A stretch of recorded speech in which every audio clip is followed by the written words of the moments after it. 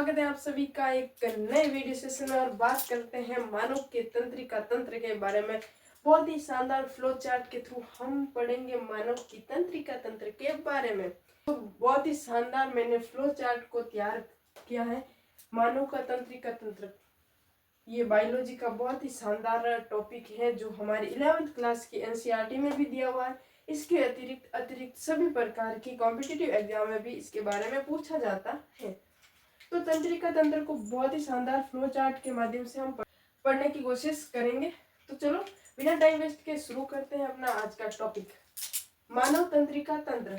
मानव तंत्रिका तंत्र को दो भागों में बांटा गया है और इसके अलावा मानव तंत्रिका तंत्र की जो संरचनात्मक एवं क्रियात्मक इकाई है वो है न्यूरॉन। कौन है? न्यूरॉन। ये अक्सर क्वेश्चन भी पूछा जाता है कि तंत्रिका तंत्र की संरचनात्मक एवं क्रियात्मक इकाई कौन सी है, तो तंत्रिका तंत्र। और आपसे क्वेश्चन है कि मानव शरीर की संरचनात्मक एवं क्रियात्मक इकाई कौन सी है मानव शरीर की, आप एक बार कमेंट में जरूर लिखें। तो चलो, मानव तंत्रिका तंत्र जिसे हम दो भागों में विभक्त करते हैं, एक तो केंद्रीय तंत्रिका तंत्र और दूसरा परिधीय तंत्रिका तंत्र। ये हमारे शरीर में क्या होता है ये हमें ज्ञात होता है। ये जो परिधीय तंत्रिका तंत्र है ये हमारे शरीर में ऑटोमेटिक ही होता है, जैसे कि हृदय पंप, श्वसन क्रिया, ये सब होते हैं वो है परिधीय तंत्रिका तंत्र में आते हैं। और केंद्रीय तंत्रिका तंत्र हम खुद से करते हैं और हमारे इसमें जो दो पार्ट है वो है मस्तिष्क एवं मेरुरज्जु। फिर बात आती है मस्तिष्क। मस्तिष्क को भी हम तीन पार्ट में विभाजित कर देते हैं, अग्र मस्तिष्क, मध्य मस्तिष्क और पश्चिम मस्तिष्क। अग्र मस्तिष्क को भी तीन पार्ट में विभक्त किया गया है। कौन सा? एक तो सेरिब्रम, थैलेमस, हाइपोथैलेमस।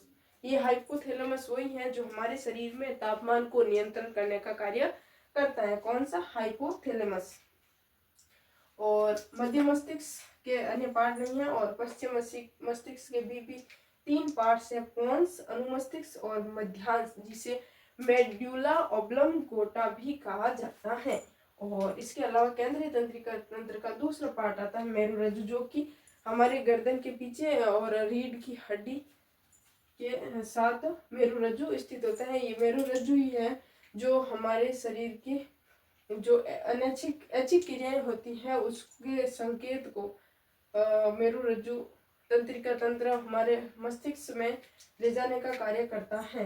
उसके बाद परिधीय तंत्रिका तंत्र जिसे हम दो पार्ट में विभक्त करते हैं, कायिक तंत्रिका तंत्र और स्वायत्त तंत्रिका तंत्र। ठीक है, अब ये फ्लो चार्ट इसलिए बनाया ताकि आपको एक माइंड में सेट हो जाए कि तंत्रिका तंत्र किस प्रकार हम अध्ययन करते हैं।